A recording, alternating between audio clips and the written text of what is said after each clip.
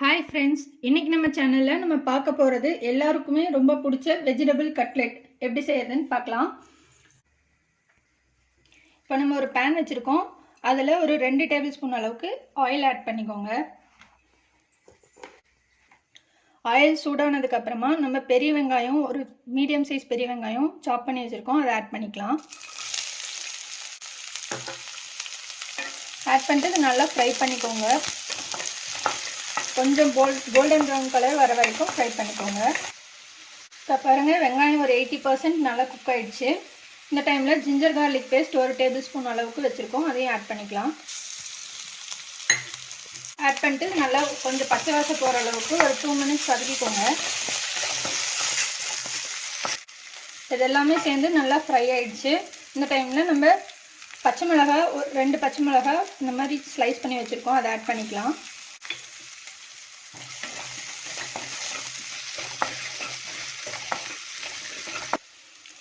இது எல்லாமே சேர்ந்து நல்லா வதங்கிடுச்சு. இந்த டைமில் அரை டீஸ்பூன் அளவுக்கு கரம் மசாலா பவுடர் ஆட் பண்ணிக்கலாம். 1 டீஸ்பூன் சில்லி பவுடர் ஆட் பண்ணிக்கலாம்.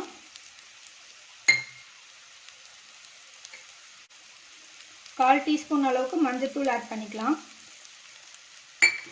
இது எல்லாமே சேர்த்து நல்லா ஒரு ஃப்ரை பண்ணிக்கோங்க. நல்லா மிக்ஸ் ஆகிற மாதிரி ஃப்ரை பண்ணிக்கோங்க.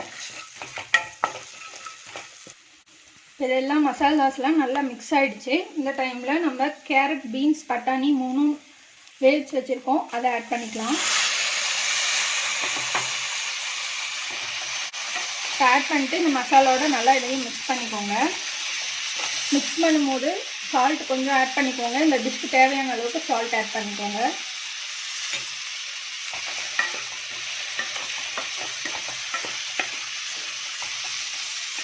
வெஜிடபிள்ஸ்லாம் ஒரு 80% குக் ஆனால் போதும், ரொம்ப குக் ஆகணும்னு அவசியம் இல்லை.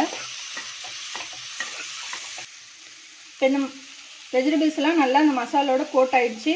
இந்த டைமில் நம்ம உருளைக்கிழங்கு 3 மீடியம் சைஸ் உருளைக்கிழங்கு வேவிச்சு மேஷ் பண்ணி வச்சுருக்கேன், அதை ஆட் பண்ணிக்கலாம்.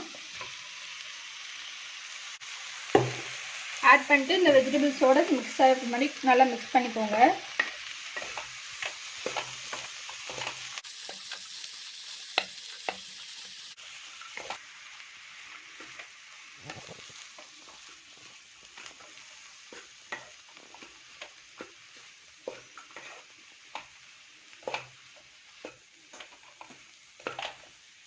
இந்த அளவுக்கு மிக்ஸ் ஆனதுக்கு அப்புறமா நம்ம ஸ்டவ் ஆஃப் பண்ணிடலாம். ஆஃப் பண்ணிட்டு ஒரு மேஷர் வச்சு நல்லா மேஷ் பண்ணிக்கோங்க.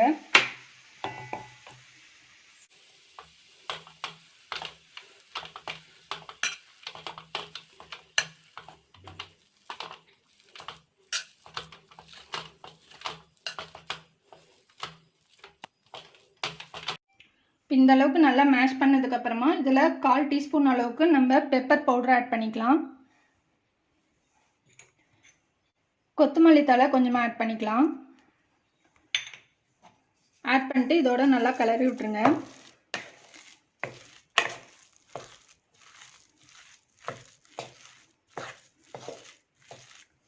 மிக்ஸ் பண்ணிவிட்டு இதை ஒரு பிளேட்டில் ட்ரான்ஸ்ஃபர் பண்ணி வச்சுக்கோங்க.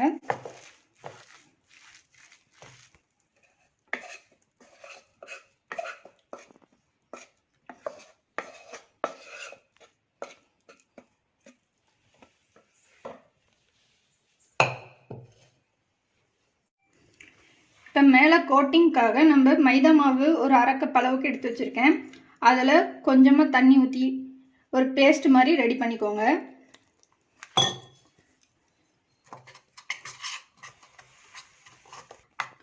பாருங்க, இந்த அளவுக்கு நல்லா பேஸ்ட் மாதிரி ரெடி பண்ணி வச்சுக்கோங்க. இப்போ பாருங்கள், நம்ம கட்லெட்ஸ் எல்லாம் ரெடி பண்ணி வச்சிட்டோம். இதை ஃபஸ்ட்டு இந்த மைதா மாவில் நம்ம டிப் பண்ணிக்கலாம்.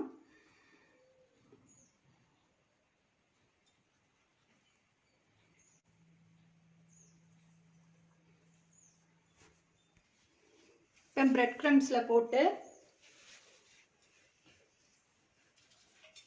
இந்த மாதிரி நல்லா பிரெட் க்ரம்ஸ் எல்லா இடத்துலையும் ஸ்ப்ரெட் ஆகிற மாதிரி நல்லா கோட் பண்ணிக்கோங்க.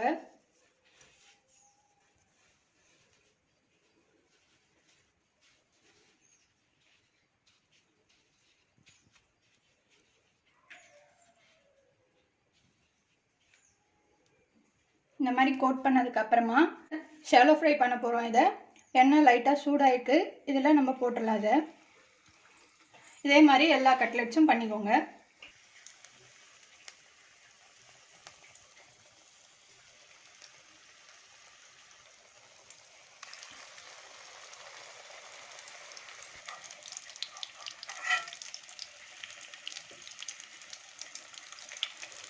இந்த மாதிரி திருப்பி போட்டு ரெண்டு பக்கமும் நல்லா கோல்டன் ப்ரௌன் கலரில் ஃப்ரை பண்ணி எடுத்துக்கோங்க.